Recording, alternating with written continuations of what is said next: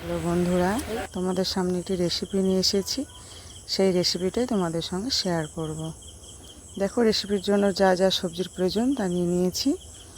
এখানে দেখো, শুকনো খোলায় আমি জিরা আর তেজপাতাটাকে ভেজে নেব। আর এই সবজিতে যে আলুটা ব্যবহার করা হবে সেটা বয়েল হচ্ছে একদিকে, আর এদিকে হচ্ছে আমি বড়িটাকেও ভেজে নিচ্ছি। অনেকগুলো ছোট ছোট বড়ি নিয়ে নিয়েছি এই সবজিতে দেওয়ার জন্য। আমার তো বড়ি খুব ভালো লাগে, কার কার বড়ি পছন্দ কমেন্ট করে জানিও। দেখো, বড়িগুলো সুন্দর করে লাল লাল করে ভেজে নিয়েছি। বড়ি ভাজার পর যে তেলটা রয়ে গেছে সেই তেলে হচ্ছে জিরে লঙ্কা ফোড়ন হিসেবে দিয়েছি। এরপরে যে বয়েল করতে বসিয়েছি যে আলুটা, সেই আলুটা আবার এর তেলের মধ্যে দিয়ে দিচ্ছি একে একে তুলে।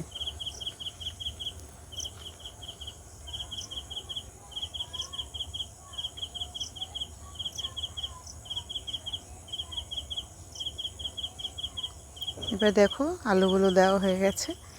সেই আলুগুলোকে এবার হালকা একটু ভেজে নেওয়ার পরে এর মধ্যে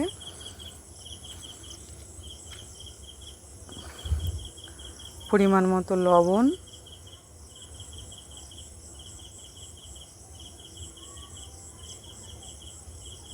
আর পরিমাণ মতো হলুদ এর মধ্যে দিয়ে দেব।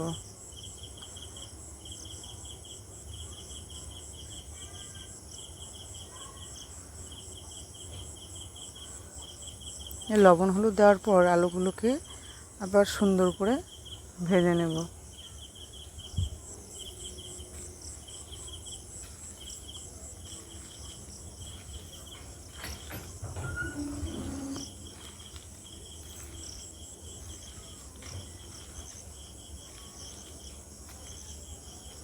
দেখো, আলুগুলো ভাজা হয়ে গেছে। এর মধ্যে এবার কেটে রাখা ধুয়ে রাখা যে লাউ শাক পুঁই শাক সেটা এর মধ্যে দিয়ে দেব।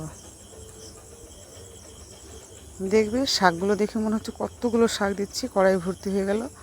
এবার দেখবে ভাজার পরে কতটুকু হয়ে গেছে। দেখছো পরিমাণটা কত কমে গেল। এর মধ্যে ভাজা বড়িটাও দিয়ে দেব। ভাজা বড়িগুলো দেওয়ার পর এটাকে মিশিয়ে নেব।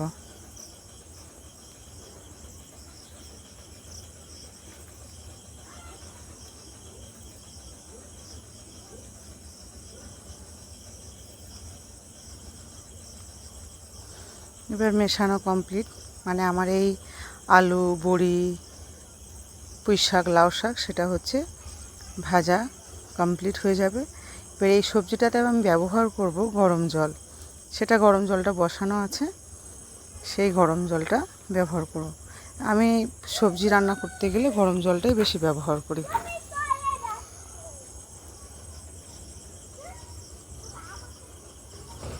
এর মধ্যে এবার গরম জলটা দিয়ে দিলাম। সেই গরম জলের মধ্যে একটা বয়েল করা আলুও থেকে গেছে, সেই আলুটাকে আমি একটু তুলে নিচ্ছি। যেহেতু ওটা ভাজা নেই তার জন্য দিলাম না, দেওয়া যেতে পারতো, তবু দিলাম না। এবার এটাকে জল দেওয়ার পরে ঢেকে দেব সেদ্ধ হওয়ার জন্য। আর যে জিরা আর তেজপাতা ভেজে রেখেছিলাম সেটা বেটে নিলাম। হওয়ার কিছু 5-10 মিনিট আগে এই মশলাটাকে এর মধ্যে দিয়ে দিলাম।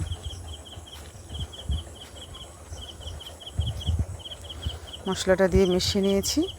এবার হচ্ছে আমাদের রেসিপিটা চেক করার পালা। সেই দেখছো, রেসিপিটা চেক করতে গিয়ে আমাকে যুদ্ধ করতে হচ্ছে।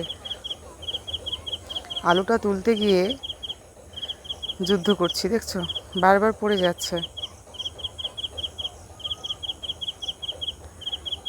অবশেষে হাতে এলো একটা। আলু বলছে আমাকে চেক করতে হবে না, আমি সেদ্ধ হয়ে গেছে। তবুও এই লাউ ডাঁটা দেখো সেদ্ধ হয়ে গেছে কি সুন্দর।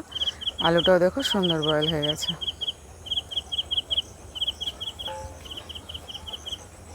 আমার রেসিপিটি রান্না কমপ্লিট। তোমাদের কেমন লাগলো সেটা আমাকে কমেন্ট করে অবশ্যই জানাবে। আর নতুন বন্ধুরা যারা আছো লাইক সাবস্ক্রাইব করে পাশে থাকবে। আর একদিন গরমের মধ্যে এই রেসিপিটা একটু বানিয়ে খেয়ে দেখবে কেমন লাগে।